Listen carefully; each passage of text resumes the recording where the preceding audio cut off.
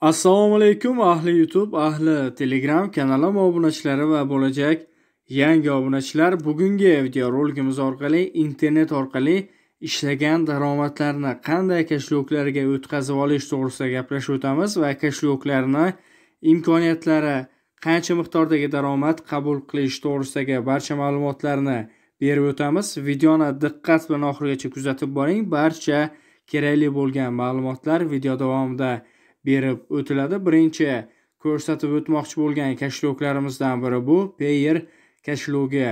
Payer kashlogi juda ham katta imkoniyatlarga ega. Barcha imkoniyatlaridan to'liq foydalanib, kashlokni o'zida ham daromad ishlay olamiz. Payer kashlogiga kirib olganimizdan so'ngra bu yerda bir qancha imkoniyatlari ko'rsatib beriladi va barcha imkoniyatlaridan foydalanishimiz mumkin. Payer kashlogi ichida deyarli bir qancha mablag'larni saqlashimiz mumkin. Bularga esa fiat valyutasiga bo'linadi. Ya'ni mana bu 3tasi esa fiat valyutasi bo'yicha taqsimlanadi.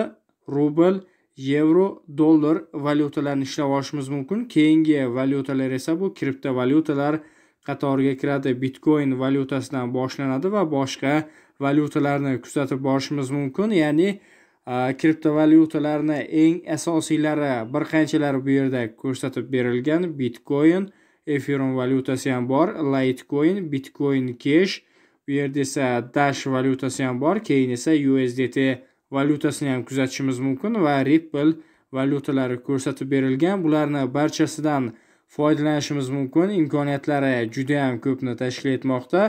Birinchi navbatda hisobni to'ldirish to'g'risida ma'lumotlari ko'rsatib berilgan.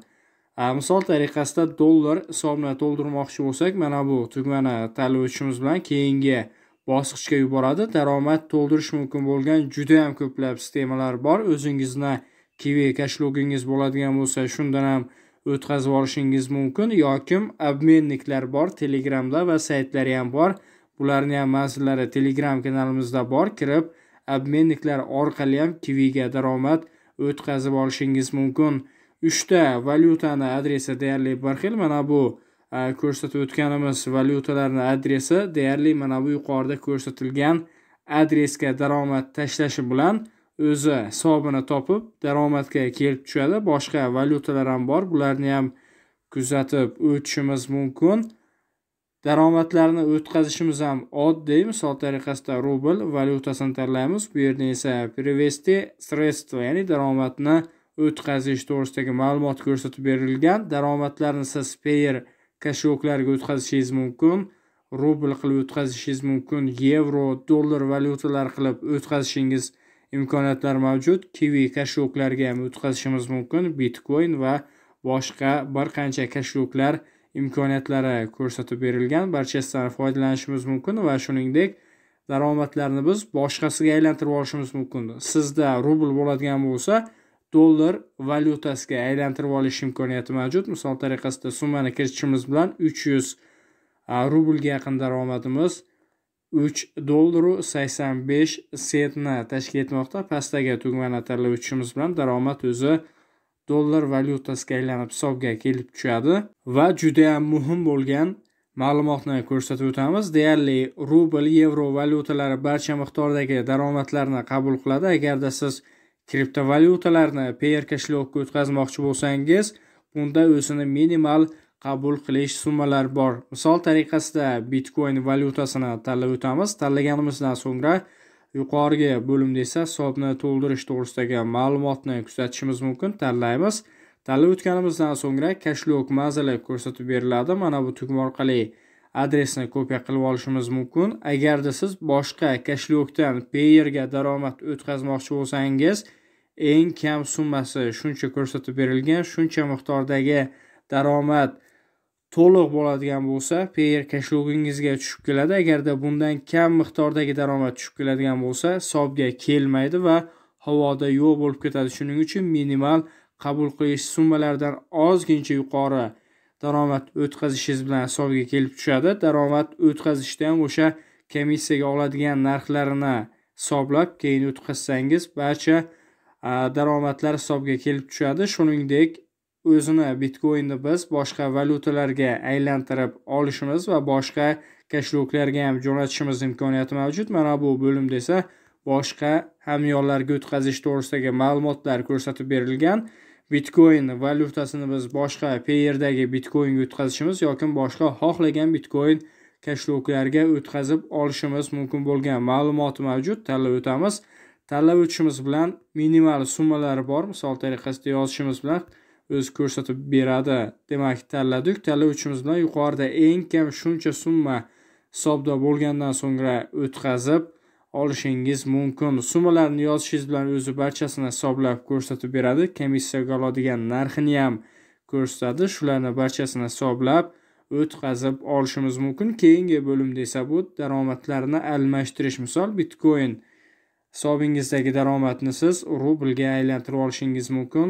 Daromadni kiritamiz. Pastda esa o'zi avtomatik tarzda hisoblab ko'rsatib beradi va pastdagi tugmani tanlab o'tishimiz bilan daromadlar avtomatik tarzda hisobga aylantirib beradi. Pastda esa USDT valyutamiz ham bor ekan, shuni aylantirishga harakat qilib ko'ramiz. Buning uchun обменять средства tugmasini tanlaymiz, summani kiritamiz va rubl valyutasini tanlab o'tishimiz bilan miqdori ko'rsatib beriladi. Pastdagi tugmani tanlab o'tamiz, ko'ramiz daromad hisobga o'tar ekanmi. Demak, tugmani tanlab o'tishimiz bilan barcha ma'lumotlar tasdiqlandi va hisobimizdagi daromad o'zgarganini kuzatib borishingiz mumkin. Pastda birja bo'limlari ham bor. Shu bo'lim orqali ham siz sotishingiz bitcoinlarni yoki boshqa valyutalarni sotish imkoniyati mavjud. Payer kashlogi ichida mavjud bo'lgan valyutalarni sotishingiz yoki sotib olishingiz to'g'risidagi barcha ma'lumotlari ko'rsatib berilgan. Shulardan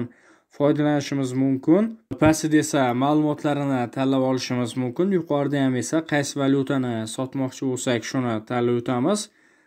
Bitcoinni dollar valyutasiga sotish to'g'risidagi ma'lumotlari tanlandi. Pastda esa boshqacha ma'lumotlari ham ko'rsatib berilmoqda. Biz Продать BTC tugmasini tanladik va bu yerda esa narxlar hozirda ko'rsatib berilmoqda. Asosiy narxi jamini tashkil etadi. Shuncha miqdordagi Bitcoin esa dollarda esa shuncha daromadni tashkil etish to'g'risidagi ma'lumotlarni kuzatamiz. Birortasini tanlab sotib olishimiz mumkin. Misol tariqasida mana shu bo'limni ham tanlab o'tishimiz bilan daromad sotib olish to'g'risidagi keyingi sahifaga yuboradi. Barcha miqdorlar ko'rsatib beriladi. Tanlab sotib olishimiz mumkin. Ya'ni biz 79 dollar va 20 sentga esa mana shu ko'rsatilgan yuqoridagi miqdordagi bitcoinlarni sotib olishimiz mumkin yoki boshqasiga sotish va sotib olish to'g'risidagi ma'lumotlarni sozlab foydalanishimiz mumkin. Keyingi boshqa bo'limlari ham ko'rsatib berilgan va shuningdek daromadlarni biz boshqalarga ham aylantirib olishimiz, boshqa hamyonlarga ham o'tkazib olishimiz to'g'risidagi ma'lumotlar bor. Misol rubl valyutamizni esa biz boshqasiga o'tkazishimiz mumkin. Привести средства tugmasini tanlab o'tishimiz bilan Kiwi kashloqqa o'tkazib, so'ngra boshqa bir qancha hamyonlarga ham o'tkazib olishimiz mumkin. Uzcard yoki Visa boshqalari ham ko'rsatib berilgan. Agarda payerda siz aytgan sistema mavjud bo'lmaydigan bo'lsa, обменник orqali o'tkazib olishingiz imkoniyati mavjud. Siz o'zingizdagi hisobdagi daromadlarni ularni hisobiga o'tkazib berasiz. Ularda bir qancha kashloqlar bor. Boshqa kashloqdan sizni Uzcardingiz yoki boshqa hamyoningizga o'tkazib berishadi. Imkoniyatlar juda ham keng. Birja orqali ham kuzatib borishingiz mumkin. O'zini juda ham ko'plab foydali tomonlari bor. Daromadlarni qabul qilish summalari deyarli oddiy va minimal summalar ko'rsatib berilgan. Bir kashloqning ichida siz bir qancha valyutalarni saqlashingiz imkoniyati mavjud. Bir vaqtni o'zida sotishingiz, sotib olishingiz va boshqa funksiyalardan foydalanishingiz mumkin. Navbatdagi kashloqlarimizdan biri bu Kiwi kashloqi. Kiwi kashloqni ham juda ham ko'plab imkoniyatlari bor. Kiwi kashloqda ham biz rubl, dollar va tenge valyutalarini saqlashimiz mumkin. Buning uchun Пополнить kashloq tugmasini tanlaymiz. Tanlab o'tishimiz bilan keyingi hisob to'ldirish va boshqasiga o'tkazish to'g'risidagi ma'lumotlar mavjud. Bu yerdan esa mana bu ko'rsatilgan bo'limni tanlab o'tamiz va daromadlarini boshqasiga aylantirib olishimiz mumkin. Misol tariqasida rublda bo'lgan daromadimizni tengega aylantirib olishimiz mumkin. Pastga esa miqdorni kiritamiz va перевести tugmasini tanlovchimiz bilan barcha hisobga o'tishi mumkin bo'lgan daromad miqdorlari barchasi ko'rsatib beriladi, ya'ni konvertatsiya bo'yicha amalga oshiriladi.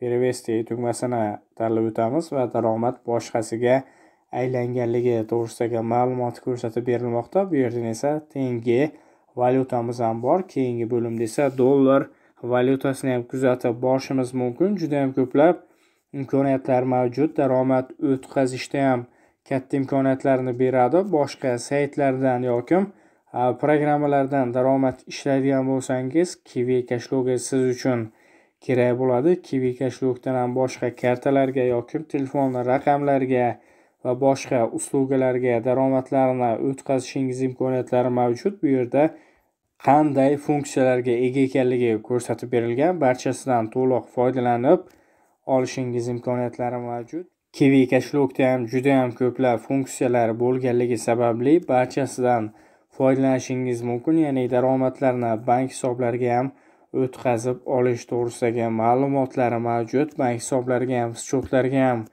daromadlarni o'tkazib olishingiz mumkin. Telefon raqamlar to'g'risidagi ma'lumotlar ham ko'rsatib berilgan. Daromad ishlaydigan saytlarda ko'proq Payer va Kiwi Cashlog manzillarini so'raydi. Daromad o'tkazib olishimiz mumkin. Videorolik sizga yoqqan bo'lsa, videoni qo'llab-quvvatlab yuboramiz. O'zimizning fikrlarimizni esa kommentariyada yozib qoldiramiz.